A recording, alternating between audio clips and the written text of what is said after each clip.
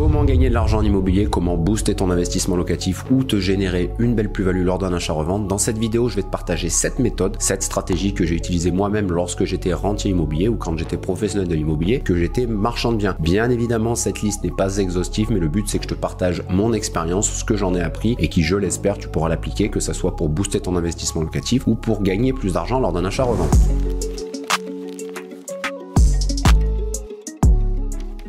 Tu commences à connaître la chanson, je me présente, je m'appelle Quentin, j'ai fondé Karma, je suis un entrepreneur, je t'aide à gagner plus d'argent ou à payer moins d'impôts. Comme d'habitude, si tu veux en savoir un petit peu plus sur tout ce que je propose ou si tu veux travailler avec moi, tout sera dans la description de cette vidéo. Tu peux également aller sur mon profil ou sur mon site karma.net. Comme je te l'ai dit, j'ai été rentier immobilier, j'avais 45 lots en location, j'ai également été professionnel du secteur, j'étais marchand de biens. Et le but, comme d'habitude, tu pourras tout retrouver les notes que je me suis prises dans la description, c'est que je te partage un petit peu mon expérience, ce que j'ai fait moi, ce que j'en ai retiré pour que toi aussi, tu puisses l'implémenter, notamment si tu veux faire de l'investissement immobilier. Je vais donc te partager cette méthode, cette stratégie que j'ai utilisée moi-même avec mon retour d'expérience pour booster mon investissement locatif ou pour générer une belle plus-value. Première stratégie à mettre en place, c'est la plus simple, c'est la moins coûteuse, c'est le homestaging. Qu'est-ce que le homestaging? Je me suis pris la définition. C'est tout simplement l'utilisation des techniques de décoration et d'amélioration pour mettre en valeur ton bien. Premier point, joue avec les zones d'ombre et les zones de lumière. Souvent dans les logements, il y a des zones, ce qu'on va appeler creuses, des zones mortes, des zones sombres. Et bien ces zones-là, profites-en, mets-les en valeur, mets de la décoration, mets de la luminosité dessus et ça va donner une impression d'espace, une impression de grandeur, une impression de luxe à ton logement. Deuxième point à mettre en place, c'est de vraiment meubler avec des meubles avec une faible valeur réelle, mais avec une forte valeur perçue. Je te conseille de suivre quelqu'un, je pense qu'il est encore sur YouTube, c'est Jean-Christophe Griselin. Jean-Christophe Griselin, c'est vraiment un expert du homestaging. Qu'est-ce qu'il fait? En fait, il prend des vieux meubles, notamment sur le Bon Coin, dans des brocantes, etc. et il les retape, il les recycle et il en fait des meubles à faible valeur réelle, mais à une énorme valeur perçue. Et ensuite, le but, c'est de créer un coup de cœur parce que les gens vont acheter ou en tout cas vouloir s'investir avec des émotions et ensuite ils vont venir rationaliser leur achat. Et comment est-ce que tu vas pouvoir le créer, le coup de cœur? On l'a dit, tu vas mettre des meubles avec une faible valeur réelle mais avec une forte valeur perçue. Tu vas également éclairer les zones ou les espaces morts. Et moi, ce que je faisais, c'est que je mettais énormément de luminosité, énormément, et ça on le voit beaucoup dans les émissions de décoration. Ils ont tout le temps des bougies, beaucoup de couleurs, il y a des lumières de partout. Donc ce que je te conseille, c'est de mettre en place tout le décorum, de mettre en place toutes les lumières, etc. Et quand tu fais visiter ton bien, notamment lors d'un achat-revente, ça c'est important, et ben je mettais l'interrupteur sur off et d'un coup je mettais on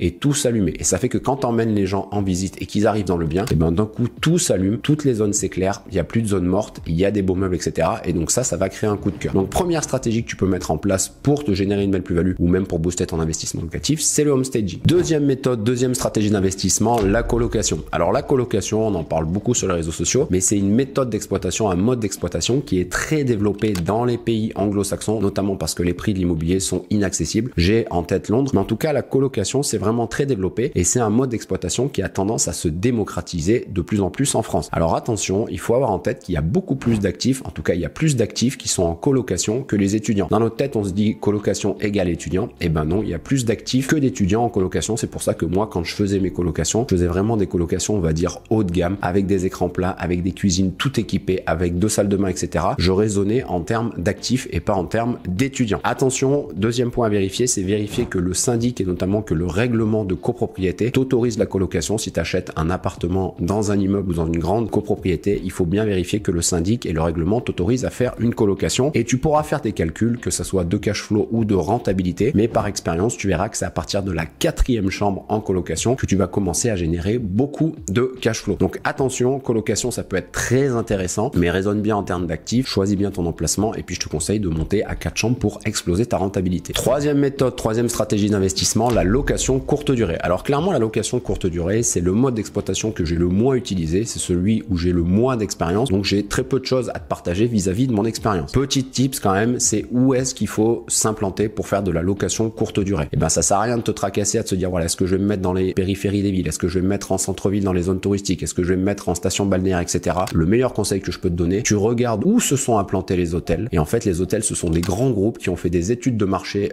pendant des années, donc tu as juste à mettre ta location courte durée à côté des hôtels et profiter de l'expertise des gens qui ont fait toutes ces études de marché. Bien évidemment, tu as énormément de plateformes, Airbnb, Booking, etc. Moi, par exemple, aujourd'hui, parfois, je mets des logements sur Airbnb. Je mets mon logement quand je pars, comme je voyage pas mal, et ça marche très très bien. Booking, je sais que ça marche très très bien aussi. Booking, on a plutôt apparemment une population anglo-saxonne ou en tout cas étrangère qui est sur ces plateformes. Et parfois, par expérience, expérience pour en parler, les gens me disent qu'ils sont un petit peu moins respectueux. Bref, tu l'as compris, tu peux mettre ton logement sur des plateformes. La partie la plus fastidieuse, c'est vraiment la gestion locative, tout ce qui est entrée, sortie, gestion des clés, il y a des boîtes à clés, tout ce qui est gestion du ménage, etc. Mais ce que je voulais te partager, c'est la notion de risque et de rentabilité. Bien évidemment que la location courte durée, elle va te générer plus de cash flow, elle va être beaucoup plus rentable, mais tu vas avoir beaucoup plus de risques, beaucoup plus de gestion, etc. Ce que je veux te dire, que ça soit dans le business ou dans l'immobilier, c'est le rapport risque-rentabilité. Plus tu as un investissement, plus tu as un produit, plus tu fais quelque chose de rentable, souvent plus il y a de risques. Pour faire simple, on va faire de l'immobilier locatif longue durée, très peu de risques, assez peu de rentabilité. T'investis dans les cryptos en scalping. Le scalping, c'est ni plus ni moins que du trading journalier à très faible durée. Ben dans ce cas-là, tu as beaucoup plus de rentabilité possible, mais tu as aussi beaucoup plus de risques. La location courte durée, j'ai jamais basé mes investissements là-dessus parce que pour moi, ça reste assez risqué. Notamment, ils sont en train de légiférer apparemment dans les centres-villes, etc. Donc fais attention, mais ça peut être un mode d'exploitation qui te génère énormément de cash flow. Sur celui-ci, comme je te disais, j'ai pas énormément d'astuces, tips ou stratégies à te partager, mis à part l'investissement et l'emplacement de celui-ci. Quatrième point, quatrième méthode, quatrième stratégie d'investissement que je veux te partager, et celle-là, c'est ma préférée et c'est celle que j'ai le plus utilisée, c'est les immeubles de rapport. Pourquoi est-ce qu'on va pouvoir utiliser les immeubles de rapport? Tout simplement pour mutualiser les frais et mixer les modes d'exploitation. Qu'est-ce que mixer les modes d'exploitation? On va dire que tu as un immeuble avec 3 appartements, tu peux très bien avoir un appartement en longue durée au rez-de-chaussée, un appartement en colocation au premier étage et un appartement en courte durée que tu as aménagé superbe sous les toits. Ce que je veux te dire, c'est que tu vas pouvoir mixer les modes d'exploitation et donc un petit peu aménager que ça soit ton risque et ta rentabilité. Tu vas pouvoir lisser un petit peu le risque et la rentabilité que tu veux prendre. Première croyance qu'on a souvent, c'est qu'un immeuble, ça va coûter une fortune. Et ben non, tu as des immeubles qui sont assez accessibles à partir de 150, 200 000 euros avec pas mal de rentabilité. Donc ça, c'est la première croyance qu'on a sur les immeubles. Le gros avantage, c'est que d'acheter en prix de gros, et ben ça va te coûter moins cher qu'à l'unité. C'est un petit peu comme les packs de lait, c'est un petit peu comme les œufs. Lorsque tu vas acheter un pack de 6, ça va te coûter moins cher que d'en acheter 6 à l'unité. Et ben c'est la même chose pour l'immobilier, c'est la même chose pour les appartements. Je préférais acheter des immeubles avec 3, 4, 5, 6 lots que d'acheter à chaque fois 6 lots. Et c'est là où on va revenir sur la notion de mutualiser les frais, c'est-à-dire que tu vas mutualiser les frais, oui, mais tu vas aussi gagner du temps parce qu'à chaque fois tu vas faire un seul crédit, un seul emprunt bancaire, tu vas peut-être aller voir un seul courtier. Si jamais tu as des diagnostics à faire, tu vas les faire qu'une fois, et si jamais tu dois passer chez le notaire, tu vas passer qu'une fois. Donc tu vas avoir un gain de temps, un gain d'argent et tu vas mutualiser tes frais. Un des gros avantages également des immeubles de rapport, c'est que tu n'auras pas de syndic de copropriété. Si tu as l'immeuble en entier, c'est toi seul qui sera décisionnaire. C'est un avantage. Ça peut également être un inconvénient s'il y a des gros travaux, toiture, façade, tout ce qui est gros avec, etc. Tu seras le seul à supporter ces travaux. En tout cas, moi, les immeubles de rapport, c'est clairement ce qui m'a permis de scaler en immobilier, c'est-à-dire c'est ce qui m'a permis de passer de 0 à 45 lots en un petit peu plus de 3 ans. Et c'est vraiment le type de stratégie, le type de méthode, si je devais repartir de 0 ou si je devais réinvestir dans l'immobilier, que j'utiliserais. Quatrième point, les immeubles de rapport. Cinquième point, cinquième méthode, cinquième stratégie, la division. Quel est l'avantage de la division? C'est que tu vas pouvoir faire plusieurs lots avec un seul bien. Et dans ce cas-là, pourquoi pas arbitrer ton patrimoine pour revendre, pour investir, pour revendre, pour générer une plus-value. C'est un petit peu le même principe que les immeubles de rapport avec le prix de gros, le prix d'unité, mutualiser les frais, etc. Ce que je voulais te partager dans la division, en espérant que la loi n'ait pas trop changé, mais c'est comment faire une division. Premier point, il faut que tu ailles en mairie voir le PLU. Deuxième point, il faut que tu vois, comme je te disais, le syndic de copropriété, si jamais tu es en copropriété, voir le règlement de celui-ci, si ça t'autorise à faire une division. Troisième point, il va falloir effectuer ce qu'on appelle un DTG, c'est un diagnostic technique global. Et ensuite, il va falloir que tu fasses un état descriptif, c'est-à-dire la division en tant que telle. Et ça, il va falloir le faire par un géomètre. Ensuite, bien évidemment, il va falloir rédiger un nouveau règlement de copropriété. Et le dernier point à faire pour faire ta division, c'est de faire une division énergétique. Pour faire simple, il faudra que tu aies un compteur d'eau, un compteur d'électricité pour chacun des appartements si tu as pris un appartement et que tu l'as divisé en deux. Le gros avantage de prendre un appartement et de diviser en deux, c'est que là aussi, tu vas pouvoir mutualiser les frais, c'est-à-dire que si tu fais les travaux pour tout l'appartement et qu'ensuite tu le divises en même temps, rien t'empêche de diviser un appartement, de le revendre et de diviser un autre appartement pour en faire un investissement locatif. Donc ça, pareil, ça te permet d'arbitrer ton patrimoine, d'arbitrer ton risque, la rentabilité que tu veux faire, etc. La division, pour moi, c'est quelque chose d'exceptionnel, même si c'est un petit peu technique, mais ça permet de transformer un lot en 2 voire 3, etc. Et donc ça revient un petit peu sur l'immeuble de rapport, mutualiser ton temps, mutualiser ton argent, etc. C'est pour ça aussi que j'adore et j'ai adoré faire de la division. C'est une stratégie qu'on utilise grandement lorsqu'on est marchand de biens, notamment pour diviser des biens entiers ou diviser des lots et pouvoir exploser la rentabilité. Là, c'est l'effet inverse. On achète en gros, on divise et on revend nos œufs, on revend notre pack de lait à l'unité. Bah, c'est la même chose dans l'immobilier. Sixième stratégie, le changement de destination. Alors là, je vais t'expliquer un petit peu comment on fait un changement de destination et j'ai assez peu d'expérience sur le changement de destination. En fait, j'en ai fait qu'une seule fois. Le changement de destination, qu'est-ce que c'est? Ça consiste tout simplement à transformer un bien en usage d'habitation. Alors aujourd'hui, ça peut être super intéressant, notamment dans les centres-villes où on a pas mal de locaux commerciaux qui sont à l'abandon. À voir si tu peux les transformer en habitation. Ça te permettra de l'acheter moins cher et sûrement d'exploser un petit peu ta rentabilité. Quel est le processus pour faire un changement de destination? Tout simplement, comme d'habitude, tu vas en mairie, tu consultes le PLU. 2, tu vois le syndic de copropriété et le règlement de celui-ci. Je sais, c'est pénible les copropriétés. Troisième point, il va falloir que tu effectues une déclaration préalable. Et là, pareil, je t'invite à vérifier les éléments que je te donne sur Internet, mais il faudra que tu déposes une demande de permis de construire en cas de travaux supérieurs à 20 mètres carrés de surface plancher. Et il va falloir que tu fasses appel à un architecte en cas de travaux supérieurs à 150 mètres carrés plancher. Pareil, le changement de destination, ça peut être super intéressant pour prendre quelque chose qui est un petit peu désuet, qui est complètement dépassé, qui sert à rien, qui est mort, et pour en faire un investissement et notamment générer soit une belle plus-value dans l'achat-revente ou soit de l'investissement locatif. Rien t'empêche bien évidemment, et c'est là tout le but du jeu, de mixer les modes d'exploitation. Rien t'empêche d'acheter un local commercial, de le diviser, d'en faire différents logements, d'en louer un en courte durée, d'en louer un en colocation, d'en revendre, etc. Et c'est comme ça qu'on explose des rentabilités, que ce soit pour de l'achat-revente ou pour de l'investissement locatif. Septième et dernière méthode et dernière stratégie que j'ai utilisée pour générer de la plus-value, là on va plutôt parler du cash flow en investissement locatif, c'est la sous-location. Alors attention, la sous-location, elle doit se faire de manière professionnelle. On va pas rentrer dans les détails, mais je voulais juste partager quelques petites choses si tu veux faire de la sous-location. Gros avantage de la sous-location, c'est que ça va te permettre de générer du cash flow, de générer des revenus locatifs sans faire appel aux banques, sans faire appel au crédit bancaire. Donc ça, c'est un gros avantage de la sous-location. Comment ça se passe pour la sous-location? Il va falloir que tu aies une autorisation express de ton propriétaire, c'est-à-dire qu'il va falloir, pour faire simple, que tu lui demandes est-ce que je peux faire de la sous-location. Il va falloir que tu crées une société pour pouvoir exploiter ton bien en sous-location. Attention, en titre personnel, on est souvent dans l'illégalité, donc crée bien une société pour exploiter ton bien. Et il va falloir que tu fasses un bail d'exploitation et non pas un bail de location ou un bail de sous-location. Ça, c'est moi ce que je faisais en tout cas pour faire de la sous-location. Par contre, la sous-location, c'est génial.